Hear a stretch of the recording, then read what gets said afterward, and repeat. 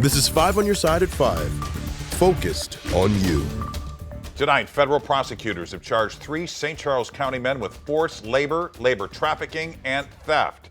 This is after they were first accused last year of trafficking a 20-year-old college student from India.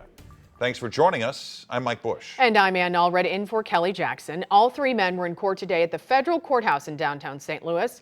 Our Justina Cornell was there, and she is live to tell us what happened. Justina.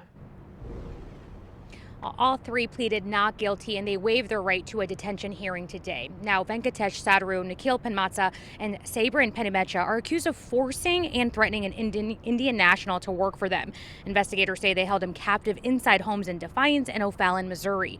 Sadaru was also indicted on 1 count of labor trafficking. In addition, Sadaru and his wife Nitya Sadaru face 1 count of conspiracy to commit theft of government funds. Now, the indictment accuses them of defrauding a Veterans Affairs program. Sadaru, a veteran of the U.S. Army, claimed he was unable to perform certain tasks and collected between $1,400 and $4,700 each month. Now, these accusations are on top of multiple charges from the state. Really, it may look as if the state has something going on and then the feds have something going on, but it's really just kind of all working together to achieve the ultimate goal.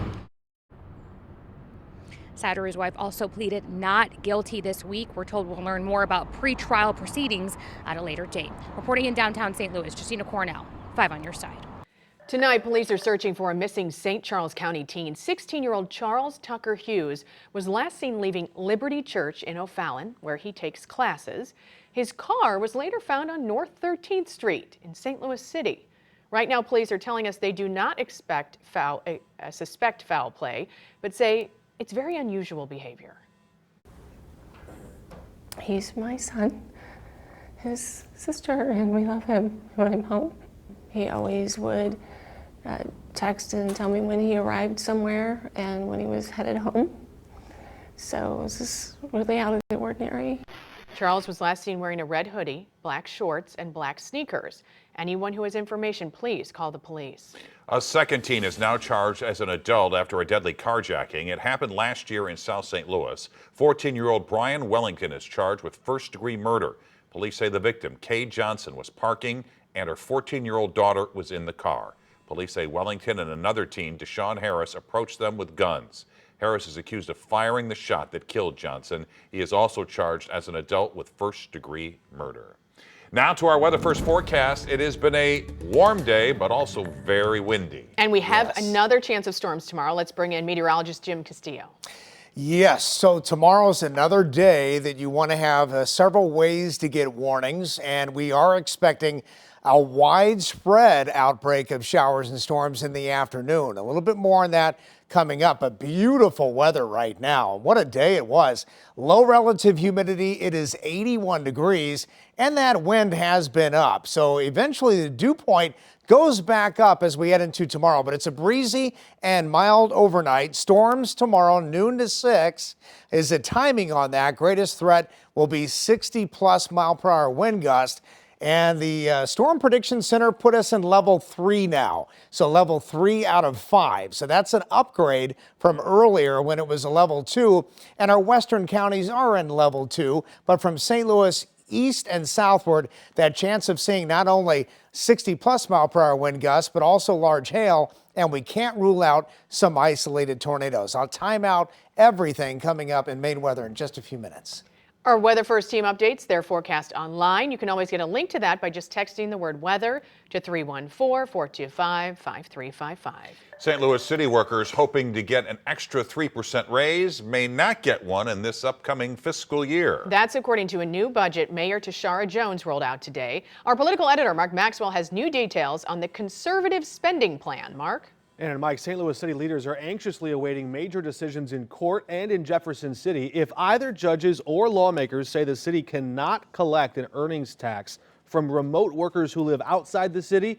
That decision could blow a big hole in the city budget. That was just one reason the mayor gave last month for her abrupt hiring freeze, blocking city agencies from posting any new job openings. Now this new budget anticipates the possibility of losing $25.9 million, which would cost city workers a 3% raise next year, maybe other expenses elsewhere in the budget. The mayor and her budget director had also warned the Board of Aldermen, don't take away her appointees to a firefighter pension board, but They collapsed those two boards into one anyways. Board President Megan Green says consolidating a bloated pension administrative system might actually save the city money. We consolidated the two pension boards. That should save about $500,000 per year in terms of that consolidation. It does not change the current pension system. We still will have two pension systems. The disagreement over the firefighter pension board created quite the rift between the Board of Aldermen and the mayor. It was part of the reason Mayor Jones held an emergency cabinet meeting to announce that hiring freeze. The comptroller now says will, quote, affect the whole city. And after the Board of Aldermen voted to override the mayor on that issue, several members of the board told me she took the unusual step to go on Facebook and unfriend them. Today, President Biden promised to block a Japanese company from buying U.S. Steel. U.S. Steel operates a plant in Granite City. Last week, shareholders approved a sale to Nippon Steel for $14 billion. During a speech at U.S. Steel headquarters in Pittsburgh today, the president said it should stay an American-owned and operated company. Nippon Steel says it will honor current labor agreements. The Justice Department still has to sign off on the deal. It's opened an antitrust investigation into the takeover, but for now, the deal is expected to close later this year. It's like a guest showing up early to a party that you don't want to have in the first place, right? A few of the cicadas that emerge every 13 years have already come out of the ground, and that is weeks before they are supposed to. But the good news, most of the annoying bugs may stay in the ground for a while longer. 5 on your side's Tracy Hinson explains why. Like it or not, the cicadas are coming. Now, the cold weather we have in our forecast might actually help us a little bit, but it is definitely time to get ready for the bugs. The ground has to hit 64 degrees, 8 inches below the surface. So we've been measuring it every single day, sometimes multiple times a day, and it is getting close fast. But as you know, we do have a cold front coming through, so the cicadas are sort of in a race against the clock to see if it's going to hit 64 degrees before or after that cold front. and that may buy us a little bit of time, but when they do come out, they'll be around for about a month. Like a month? Oh my God. I mean, like, okay, it is what it is, you know? Maybe we have to become one with the bugs. So for the last few weeks, I've been in here playing music inspired by the flight patterns of butterflies. When the cicadas come, I'm hoping to go to some places that are heavily cicada oriented and try and do some cicada themed music with my band Mama Lujo. But I'm hoping that we can get them right as they're coming out of the ground. Something somber and spooky, just like them.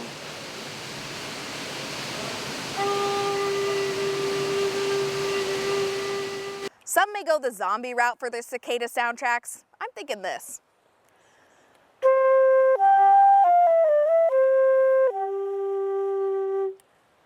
It's a very bad version of E.T. Tracy Hinson, 5 on your side. Wow, impressive. Yes. A former Mizzou basketball player is banned from the NBA. Why Jonte Porter is out of the league for good. A former worker blowing the whistle on Boeing. The accusations he's making against the company about the safety of its planes. 100 days until the Summer Olympics. Tonight, we take a trip to Paris ahead of the game.